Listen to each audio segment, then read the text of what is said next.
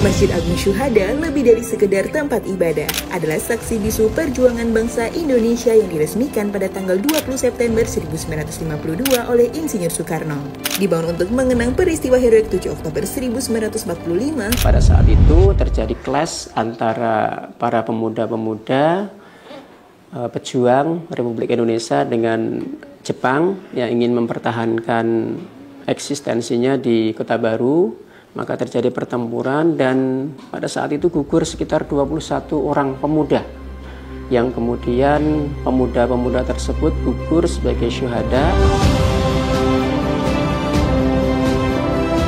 Masjid ini berdiri di atas tanah Keraton Yogyakarta sebagai tempat ibadah bagi umat muslim di Kota Baru.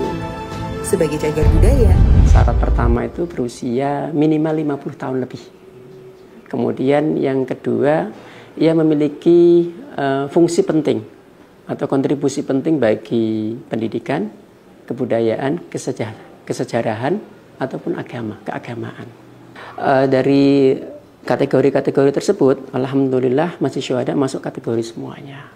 Maka kemudian awalnya Masjid Syuhada ini dimasukkan dalam bangunan cagar budaya tingkat provinsi, dan kemudian baru tahun 2024 kemarin masjid ini dimasukkan dalam kategori bangunan cagar budaya tingkat nasional.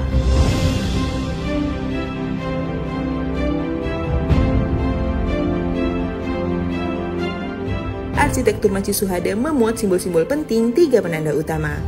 Masjid Syuhada ini secara arsitektural ada penanda kebangsaan atau keindonesiaan, ada penanda keislaman, dan yang ketiga ada penanda kultural. Penanda kebangsaan atau keindonesiaan itu bisa kita lihat dari jumlah anak tangga. Dari sisi timur itu jumlahnya ada 17 anak tangga. Kemudian di sisi kanan dan kirinya tangga tersebut ada pilaster atau tiang bersegi 8. Kemudian jika khalayak atau umat atau jamaah mendongakkan kepala ke atas, maka di atas ada kubah kecil yang jumlahnya 4, kemudian berundak ke atas jumlahnya 4, dan ditutup dengan kubah persada, kubah paling besar yang jumlahnya 1. Sehingga dari angka-angka tersebut tersemat angka 17, 8, dan 45. Suatu angka yang akan mengarahkan kita pada angka proklamasi kemerdekaan Republik Indonesia. Kemudian ada juga penanda keislaman dalam bentuk rukun Islam yang nampak di dalam ventilasi ruang pengimaman yang jumlahnya ada 5. Kemudian ada juga ketika jamaah berada di ruang utama tempat melaksanakan sholat, maka di situ ada ventilasi kaca yang jumlahnya tiap sisinya ada 6, itu menggambarkan rukun iman. Tapi karena di sisi utara, selatan, barat, dan timur, sehingga jumlah totalnya menjadi 24. Apa yang terkandung di dalam makna 6 dan 24? Maka rukun iman yang jumlahnya ada 6, itu dibawa seterusnya 24 jam dalam sehari. Ada juga penanda kultural.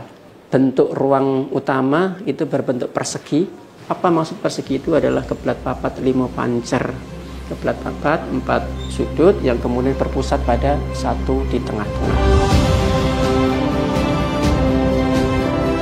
Lebih dari tempat ibadah, Masjid Syuhada menjadi pusat pendidikan dan kegiatan sosial dari pendidikan anak usia dini hingga perguruan tinggi. Dan Masjid Syuhada sejak berdiri hingga kini ya terus berbenah sedikit demi sedikit, perlahan demi perlahan. Mulai dari pendidikan formal, kita memulai dari pendidikan yang paling kecil, KBTK, kemudian bertahap sampai kemudian insya Allah bisa lengkap. Ada KBTK, SD, SMP, kemudian perguruan tinggi, dan sebentar lagi SMA. Ini prosesnya panjang.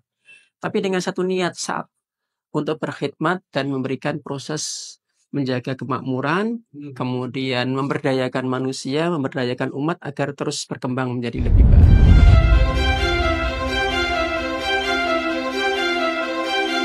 Sebagai simbol kasih pemerintah RI kepada Yogyakarta, masjid ini mengajak kita mencintai tanah air dan menjaga nilai-nilai keislaman. Mari lestarikan warisan ini untuk generasi mendatang.